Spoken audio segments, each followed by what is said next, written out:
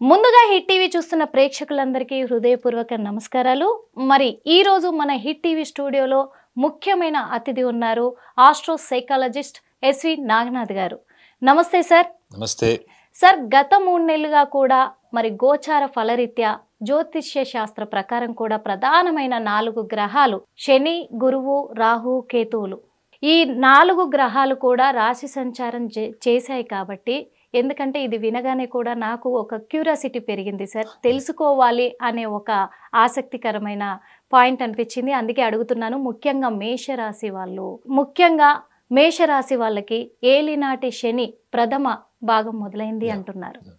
వీళ్ళ జీవితంలో కష్టాలు, ఆర్థిక, కుటుంబపరమైన సమస్యలు, ఇబ్బందులు తప్పవంటారా? ఒకవేళ నిజంగా ఈ గ్రహాలు ప్రభావం చూపించినట్లయితే వాళ్ళ కర్మ ఫలితాలే అనుకోవచ్చా? ఒకవేళ ఈ కర్మ ఫలిత ప్రభావమే అయితే వీటికి పరిష్కారము ఎలా ఉంటుందంటారు సార్? మీ ద్వారా తెలుసుకోవడానికి మా హిట్ టీవీ ప్రేక్షకులు ఎదురు చూస్తున్నారు సార్. తప్పకుండా నిర్మల గారు. ముందుగా హిట్ టీవీ ప్రేక్షకులందరికీ కూడా నమస్కారం. నిర్మల గారు, మీరు అడిగారు ఈ రాశి సంచారాలు, ముఖ్యంగా ప్రధానమైనటువంటి 4 గ్రహాలు, గురుగ్రహము, శనిగ్రహము, రాహుకేతువులు, ఇవన్నీ కూడా గడిచినటువంటి 30వ తారీఖు మార్చి తర్వాత మే మాసం వరకు ఈ యొక్క 4 గ్రహాల యొక్క ప్రధానమైనటువంటి 4 గ్రహాల యొక్క సంచారం.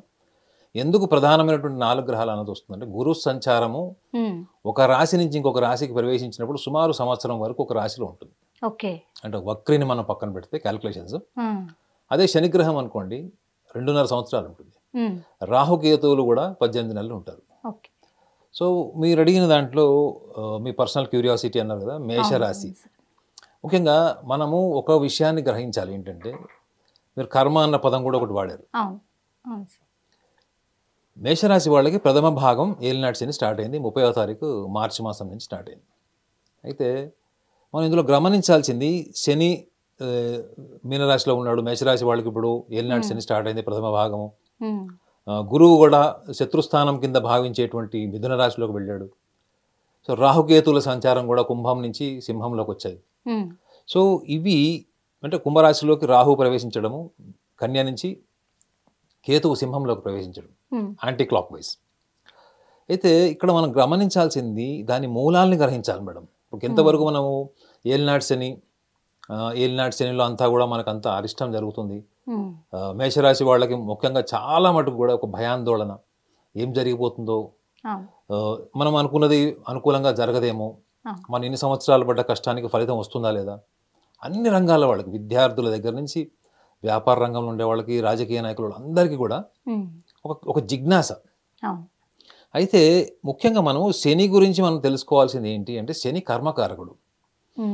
మీరు ఆచరించే కర్మలన్నీ కూడా కర్మబద్ధంగా, అంటే మీరు మనసా వాచా కర్మణ అంటాం కదా, మనం ఎలాంటి కర్మలను ఆచరిస్తామో ఆ కర్మ ఫలితాన్ని మనకి శని ఎప్పుడు కూడా డిలే చేస్తాడు మేడం. ఫస్ట్ గ్రహించాలి, మీరు అర్థం చేసుకోవాల్సింది ఏంటంటే, శని కర్మలను ఆచరింపజేసేటువంటి గ్రహం.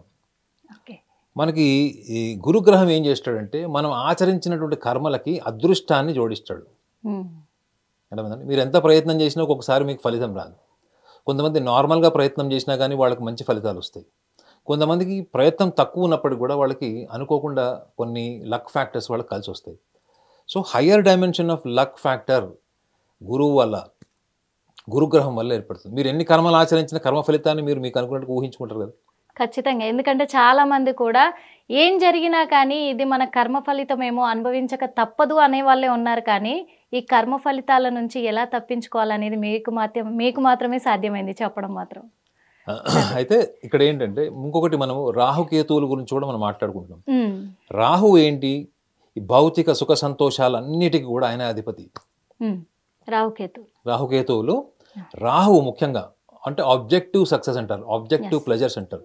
అంటే ఈ మనకి ఉన్నటువంటి ఈ ప్రాపంచిక సుఖ సంతోషాలన్నీ, గుర్తింపు కానీ, ధనము కానీ, పదవి కానీ, ఉన్నతమైనటువంటి స్థానాలు, ఇవన్నీ కూడా ఈ ఆబ్జెక్టివ్ సక్సెస్కి సంబంధించినటువంటి అధిపతి ఎవరు అంటే రాహువు.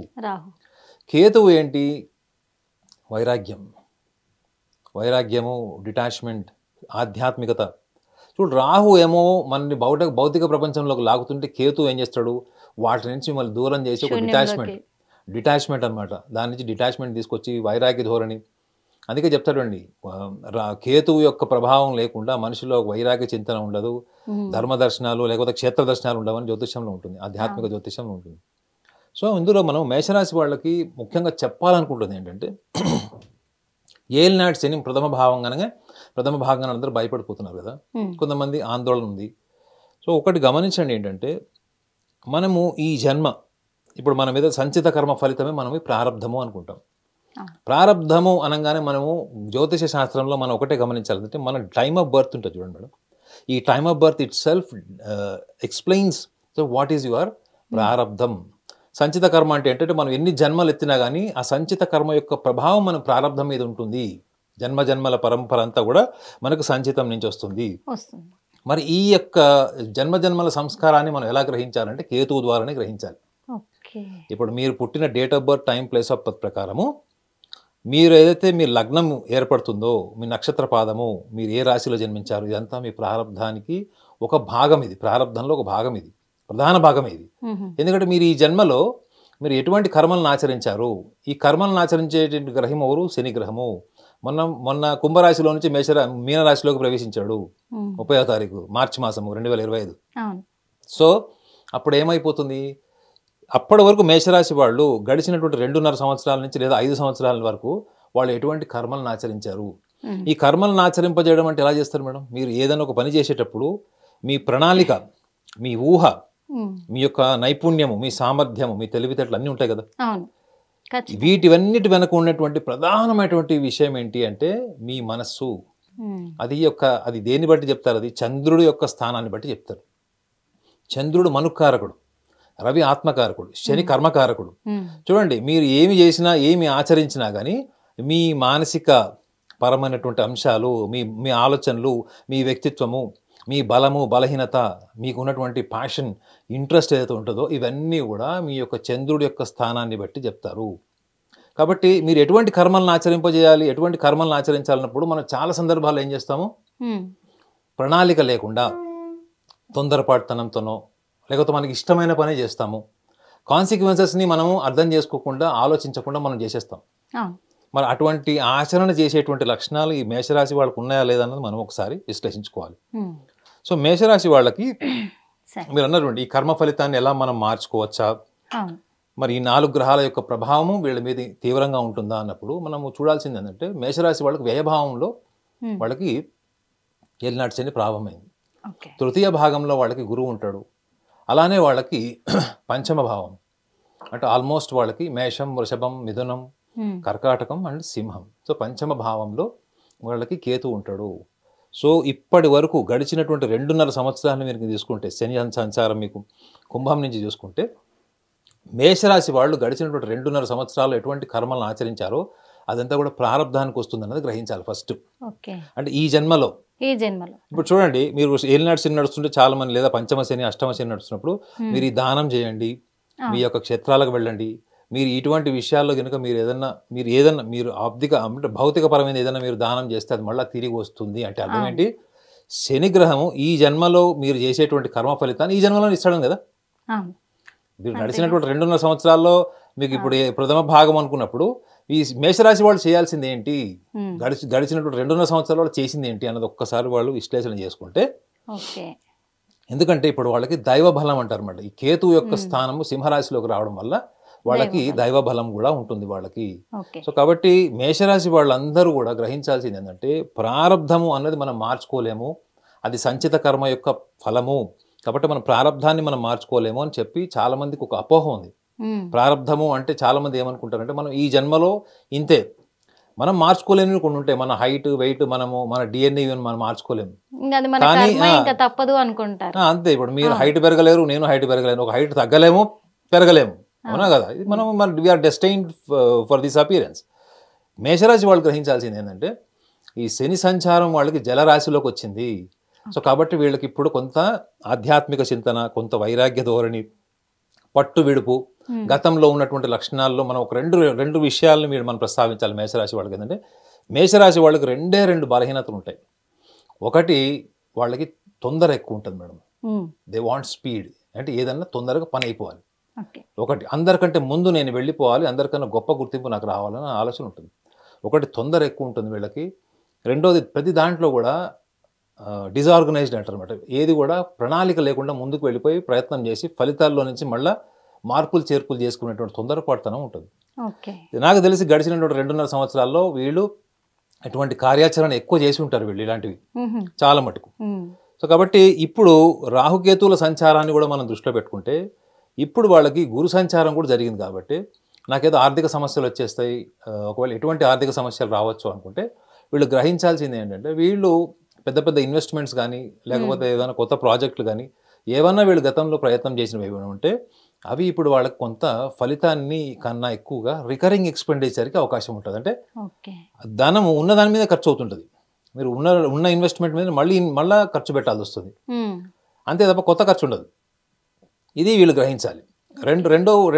రెండో విషయం ఏంటంటే వీళ్ళకి ఇంతకుముందు వాళ్ళు ఏవైతే కుటుంబపరమైనటువంటి విషయాలు, జీవిత భాగస్వామికి సంబంధించిన విషయాలు, లేదా పెళ్లి కాని వాళ్ళు, పెళ్లి డిలే అవుతున్న వాళ్ళు, ప్లస్ ఇంకొకటి ఏంటంటే ప్రేమికుల మధ్యలో కూడా చాలామంది ప్రేమ వివాహం వరకు విడిపోయిన వాళ్ళు లేదా విడిపోయే పరిస్థితులు వచ్చిన వాళ్ళు, వీళ్ళందరూ కూడా ఈ టైంలో మేషరాశి వాళ్ళు వాళ్ళ వైపు చేసినటువంటి తొందరపాటు తప్పులు కానీ నిర్ణయాలు కానీ ఏమన్నా ఉంటే కూడా వాళ్ళు వెనకడుగు వేసేటువంటి తరుణం కూడా ఇదే. సో జీవిత భాగస్వామితోనే ఒక రకంగా వీళ్ళకి 2 సంవత్సరాలు బాగుంటుంది. ఒకవేళ ప్రేమికులకు సంబంధించిన కానీ వివాహంలో కూడా కొన్ని కండిషన్స్ ఏమైనా పెట్టుకున్నారనుకోండి, నాకు అమ్మాయి అంత అందంగా ఉండాలని అబ్బాయి అనుకుని అబ్బాయి ఒకవేళ నాకు అమ్మాయి ఇలా ఉండాలనుకున్నప్పుడు అబ్బాయి అమ్మాయిల్లో కూడా ఈ యొక్క మార్పు వస్తుంది. సో ఈ మార్పును గ్రహించాలి. కొంతమందికి విడాకులైన వాళ్ళు కూడా ఉంటారండి. ఎక్కువగా విడాకులు రాసింది మేషం, వృశ్చికం, కన్యగా రాశారు కాబట్టి ఈ మేషరాశి వాళ్ళకు ఒకవేళ గతంలో ఏమైనా ఇట్లా విడాకులు జరిగి ఏమైనా ఉంటే కూడా అది వాళ్ళకి అనుభవాన్ని ప్లస్ ఇంకోటి దాని ద్వారా వాళ్ళు రిఫ్లెక్ట్ అయ్యి వాళ్ళు దాని ద్వారా ఏదైనా నేర్చుకునేటువంటి తరుణం కూడా ఇప్పుడే ఉంటుంది. కేవలం మేషరాశి వాళ్ళు ఏలినాటి శని అని మాత్రమే కాకుండా మిగతా 2 భాగాలు కూడా చూసుకోవాలి. ఎందుకంటే వీళ్ళకి లాభస్థానంలోకి రాహు ఉన్నాడు కాబట్టి కుంభరాశిలో రాహు వీళ్ళకి తప్పకుండా ప్రయోజనం చేస్తాడు. సో అనుకోనటువంటి ఫలితాలు కూడా మేషరాశి వాళ్ళకి వస్తాయి. సర్ప్రైజింగ్ సెన్సేషనల్ రిజల్ట్స్ కూడా ఇస్తాడు. అందులో వ్యయభావం నుంచి వచ్చేటువంటి రాహు వీళ్ళ ప్రవర్తనలో మార్పు తీసుకొస్తాడు, వీళ్ళ ఆలోచనలో మార్పు తీసుకొస్తాడు. వాళ్ళ గతంలో మొండిగా కాస్త కఠినంగా ఉన్న వాళ్ళు కూడా ఇప్పుడు సౌమ్యంగా సాఫ్ట్గా అయ్యేటువంటి అవకాశం, బుద్ధి బలం కూడా పెరిగేటువంటి అవకాశం కూడా వీళ్ళకి బలంగా ఉంటుంది. కాబట్టి మీరు గ్రహించాలి ఏంటంటే మన భారతదేశంలో చాలా ప్రసిద్ధిగాంచినటువంటి ఒక స్వామి వారు చెప్పారు ఏంటంటే మనం ప్రారంధం మార్చుకోలేము అనుకుంటున్నారు, తప్పు. మనం ప్రారంధాన్ని పూర్తిగా కూడా మనం మార్చుకోవచ్చు అని చెప్పారు. దానికి కావలసిన అంశాలు ఏం చెప్పాడు అని అంటే జ్ఞానము అని చెప్పాడు. ఒక సగటు మనిషికి అర్థమయ్యేటట్టు చెప్పాలనుకుంటే ఇప్పుడు మన కెమెరామెన్ కూడా ఈజీగా అర్థమయ్యేటట్టు చెప్పాలంటే మన లోపల ఉన్నటువంటి ప్రవర్తన, ఆలోచన, మన భావోద్వేగాలు ఏవైతే ఉంటాయో మనం రాశిరీత్యా ఏవైతే చెప్తామో ఈ భావోద్వేగాల్ని మనం ఒక్కసారి దృష్టిలో పెట్టుకొని ప్రణాళికతోని ఒక ఆలోచనతోని నేను చెప్పా చూడండి, తొందరపాటుతనము ఒకటి, నా పని అయిపోవాలి క్విక్గా. రెండోది ఏం కావాలి, నేను అందరికంటే ముందు ఉండాలి, నాకు గుర్తింపు కావాలి, అందులో కూడా టాప్ ప్రయారిటీ ఇవ్వాలి. ఇటువంటి చిన్న చిన్న ఆలోచనతోని మీరు చేసేటువంటి ఏ కార్యమైనా మీకు జీవితంలో కొత్త అనుభవాన్ని ఇస్తుంది. అది చేదుది కావచ్చు, తీపిది కూడా కావచ్చు. కానీ ఇప్పుడు రాహుకేతు సంచారం ఏదైతే జరిగిందో అది కూడా మీరు దృష్టిలో పెట్టుకోండి. కేవలం ఏలినాటి శని మాత్రమే కాదు, రాహుకేతువుల సంచారం కూడా మీకు అద్భుతమైనవి, ఊహించనివి, గతంలో ఎప్పుడు జరిగినటువంటి అద్భుతమైనటువంటి ఫలితాలు కూడా మీకు మేషరాశి వాళ్ళకి జరుగుతుంది. ప్లస్ కేతువు అయితే నేను చెప్పాను కదా, ఎప్పుడు కుదరనటువంటి వాళ్ళు మేషరాశిలో జన్మించిన వాళ్ళు, ముఖ్యంగా మధ్య వయసు దాటిన వాళ్ళందరూ కూడా ఈ క్షేత్ర దర్శనము, ఆధ్యాత్మిక దర్శనము, ఆధ్యాత్మికపరమైనటువంటి భావాలు, పుస్తక పరిజ్ఞానం ఇటువంటివి కూడా పెరుగుతాయి.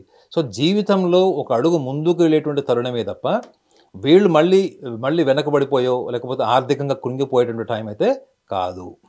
ఈ విషయాన్ని వీళ్ళు గ్రహించాలి.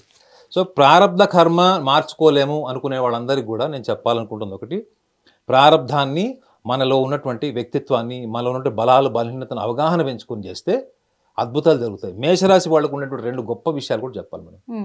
అపారమైనటువంటి సున్నితత్వం వాళ్ళకి మానవత్వం ఉంటుంది మేడం. క్షమాగుణం, మానవత్వం అపారంగా ఉంటుంది. రెండోది, వీళ్ళంత తొందరగా ఏదైనా ఒక కొత్త కార్యం మొదలుపెట్టాలి అంటే ఫస్ట్ రెడీగా ఉండి ఏదైనా ఇనిషియేట్ చేసేటువంటి గుండె ధైర్యం ఉన్నటువంటి మొట్టమొదటి రాశి ఏకైక రాశి మేషరాశి. సో కాబట్టి ఈ లక్షణాలను కూడా మీరు మనసులో పెట్టుకొని, దృష్టిలో పెట్టుకొని, నాకు తెలిసి ఇది యంగ్స్టర్స్కి సాధ్యం కాకపోవచ్చు, అంటే ఒక 23-25 సంవత్సరాల్లో ఉన్న వాళ్ళకి సాధ్యం కాకపోవచ్చు, సాధ్యం కూడా కావచ్చు. అంటే కానీ వాళ్ళు కూడా ట్రై చేస్తున్నారు, మీ సలహాలు అన్ని మీ సూచనలు చూస్తున్నారు కాబట్టి అలా ఉండడానికి మారడానికి ట్రై చేస్తున్నారు. కరెక్ట్. మీరు సో ఈ ప్రయత్నం చేసేటప్పుడు మీలో ఉన్నటువంటి గొప్ప మానవత్వము, మీలో ఉన్నటువంటి నాయకత్వ లక్షణాలు కూడా మీరు దృష్టిలో పెట్టుకోండి. రెండోది, ప్రతిదీ ప్రపంచం అంతా మనం గుర్తించాలి, ప్రపంచం మనం గుర్తిస్తేనే మన జీవితంలో ఉన్నటువంటి ఆలోచనల నుంచి కొంచెం మీరు బయటకు వచ్చి కనుక మీ మేధస్సుని, మీ మానవత్వాన్ని కనుక వాడితే ఈ జన్మలో మీరు ఏవైతే అనుకుంటున్నారో మోర్ దాన్ 80% మీరు సక్సెస్ వైపు అడుగులేసేటువంటి అవకాశం, ఈ 4 గ్రహాల సంచారం యొక్క ప్రభావం కూడా మీకు అనుకూలంగా మారేటువంటి అవకాశం బలంగా ఉంది. అంటే ఒక రకంగా శుభసూచికమే ఇక మీదట. 100%. అంతే. నాగనాథ్ గారు, మీరు చెప్పిన విధంగానే చాలామంది కూడా ప్రారబ్ధ కర్మను మార్చుకోలేమేమో అని చాలామంది అనుకున్నారు. కానీ ఆ ప్రారబ్ధ కాలాన్ని కూడా ఎలా మార్చుకోవాలి అని చెప్పేసి చాలా క్లియర్గా, క్లుప్తంగా కూడా మా హిట్ టీవీ ప్రేక్షకులకు మీరు వివరిస్తున్నారు. ఇవన్నీ మీ సలహాలు, మీ సూచనలు కూడా తీసుకొని హిట్ టీవీ ప్రేక్షకులు చాలా వరకు మారుతారనే మేము నమ్ముతున్నాము. తప్పకుండా.